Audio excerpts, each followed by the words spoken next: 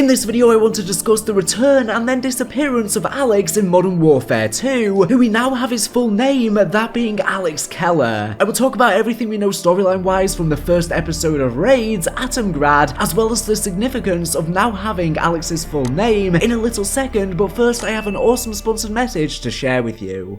Have you ever googled how to earn money online but the results lead you to some dodgy websites? Well, thankfully your searches no longer have to fall short. Recently I have discovered this amazing platform where you can easily get from a few dollars to around 50 per one completed task. It's called Jump Task, and there you can find simple and quick tasks in one place, play games, complete offers, fill out the surveys, and many more tasks to choose from. Jump Task literally allows you to become your own boss. Oh, and what's best is that by signing up and using my code, you will get 20% more earnings for the first time immediately. So use my code in the description box and follow the simple steps to receive the gift.